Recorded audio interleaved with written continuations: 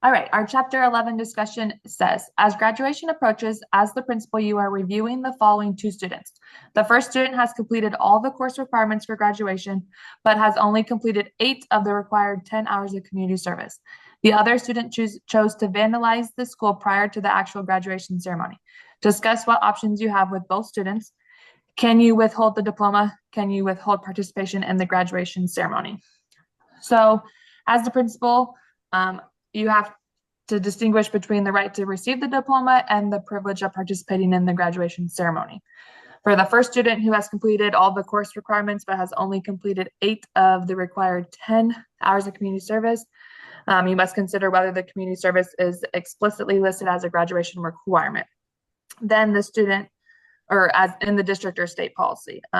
If it's clearly defined as an academic requirement, then the student has not fulfilled the requirements and would not receive his diploma until after the hours were completed.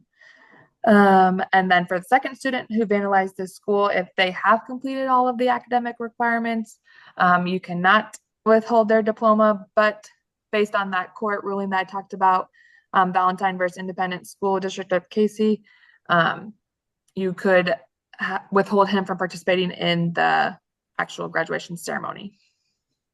Yeah, to kind of weigh in here, if we're talking about the first student with the missing community service, I know it's pretty common that the schools will kind of run your graduation requirements before you graduate so they know.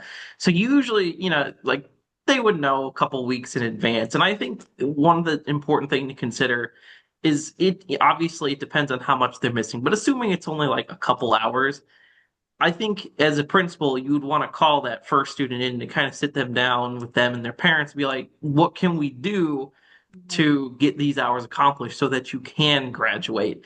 Again, don't waive the requirement because you don't want to do that because it's written into that law. But, if they get it done in time and you can kind of help them with the plan, great, they can graduate. But Yeah. if they don't do it, then you're absolutely correct. You can withhold that diploma.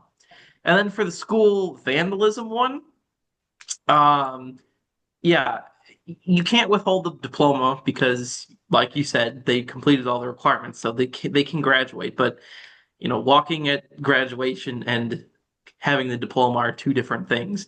Now, maybe you could have them do like a community service to like make it back up to the community or something. But I actually have something interesting to add here because when I graduated high school, it was the first couple of years of having personal Chromebooks at that level.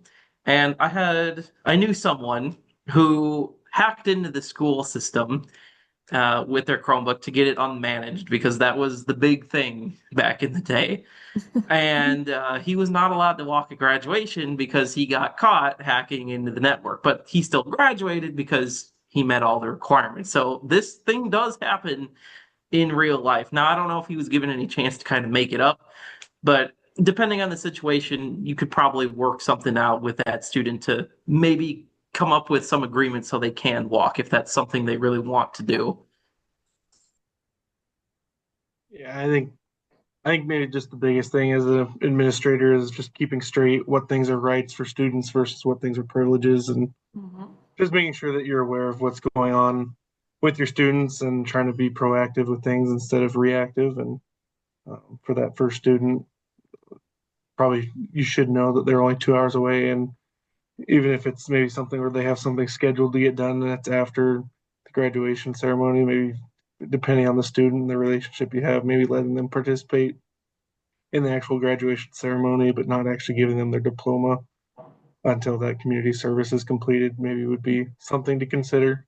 Um, and I think for situation two, just I think everybody's kind of said that what I had, just that not allowing them to probably participate in this ceremony, and I think what you said, Robert, of maybe having some sort of retribution for the community to help kind of give back. Mhm. I agree with what you guys have all said. For the the first student, I feel like a favorable approach would be to provide like immediate or quick opportunities to complete those remaining 2 hours for that student and like put it kind of into their hands if they understand the weight of those 2 hours, then I feel like they're gonna take it upon themselves to do it. And if they don't, then that's gonna that's going to change their plans with their diploma and as well as the ceremony. And then you guys have kind of hit it with student two. I feel like just make them be accountable for what they did and go from there. Uh, I kind of thought this was interesting a little bit just because obviously the first student's going to be easier to work with. The second student with vandalizing the school. And then I kind of started thinking about graduation and how principals always threaten like the senior class. So if you do this senior class prank, we're gonna, if you do this, we're not gonna give you your diploma or you're not gonna walk. And so I think as a principal, it's good to consider like I don't know, like social justice and fairness and like being consistent with that punishment. So if Mhm. one year the students let live chickens in the school, and everybody got to walk and do whatever, and then the next year, one of the seniors puts grease all over the school handles, like the punishment shouldn't be more for one kid versus the next. I mean, there's other factors you'd have to consider, but I think there'd be some sort of like you need to be consistent with that discipline too.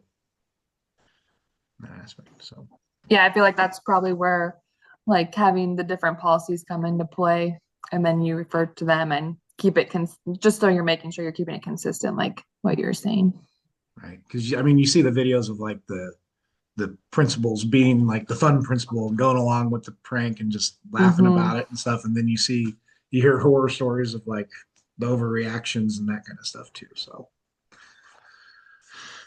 do you want to take the second part of that question, Isabel, with the state statutes and all that? Yes, I can start it. So that part was um oh, I don't think I read that. Also find your state statutes that address student attendance, summarize the statutes, and the summaries include the statute's public law numbers. So I found there were several um, state statutes for attendance. The first one, State Statute 79-201, defines mandatory attendance age 6 through 18. They must turn 6 before January 1st and be under 18. This requires guardians to ensure enrollment and daily attendance as a required school, except for authorized reasons like illness or the severe weather.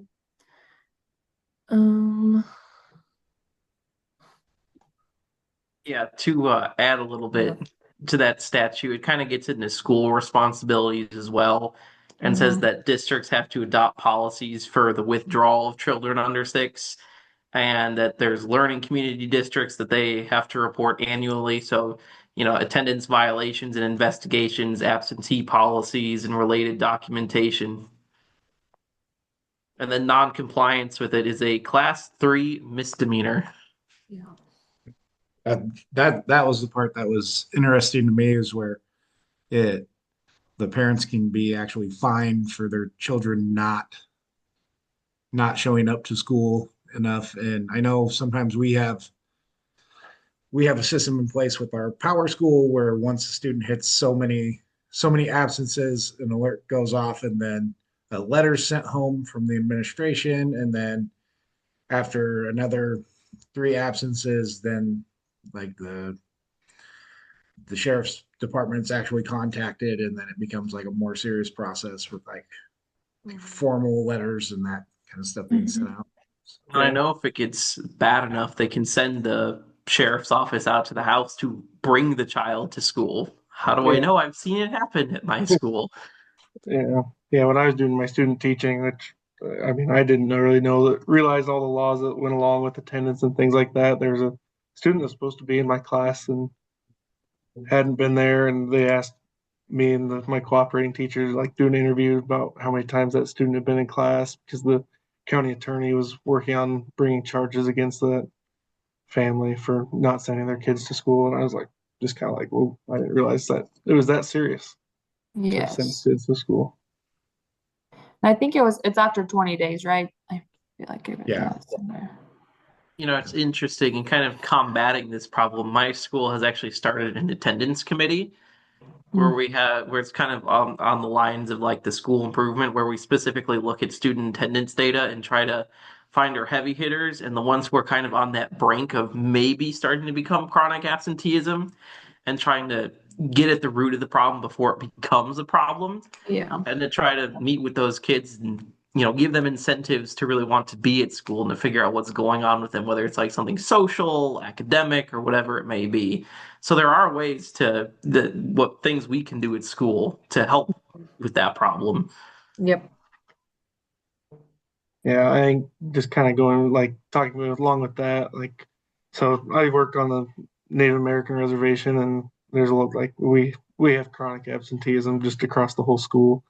But a lot of it, like, so I think the state defines chronic absenteeism as like missing 10 or more school days. Well, for a lot of our kids, like in the community, there's just like a lot of people that die at very young ages.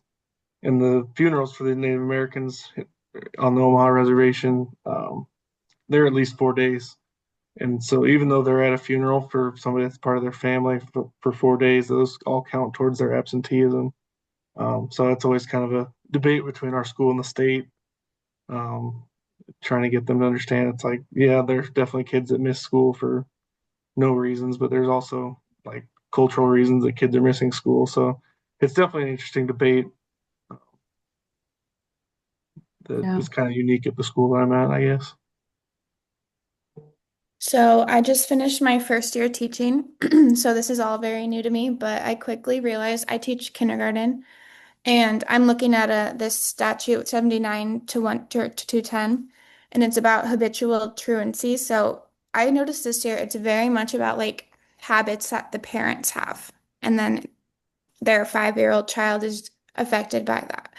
And it's really hard to change the habits of those parents, especially if it's how they've been their whole life. So yeah, that's tricky to like to talk with the child about their absence when it's really just the parents' habits. I found Yeah, that tricky this year. yeah, it's definitely hard when like, so I know I have kids that they're babysitting infants and things like that Mhm. they can't come to school because there's no one else to watch these little kids that are at home, these babies that are at home, and it's not always their fault that they're missing school. So it's like, and the parents don't, I don't know, it's just it's hard for as a teacher to Mhm. as a school to try and get these kids to school when there's just so many complex issues going on around that. And see, in my district, I've seen the opposite, where we have some very wealthy families, and they'll just be like, "Yeah, we're going on vacation for a month or two Yeah. weeks," and that turns into chronic absenteeism when you miss that many days, and Yeah. the student definitely falls behind. So it's possible at all ends of the spectrum. Yeah. Mhm. Mm, That was definitely interesting to like think of it from the kindergarten perspective versus the high school, or like Mhm. the cultural perspective of Omaha Macy versus like we see that cultural perspective at JCC with the large Hispanic population. We'll have students that go back to Mexico towards Christmas and they're gone, and they'll miss like the last 2 weeks of the semester. Interesting to see the other perspectives. Mhm. If nobody has anything else, I'll pause the video then. Good? Okay.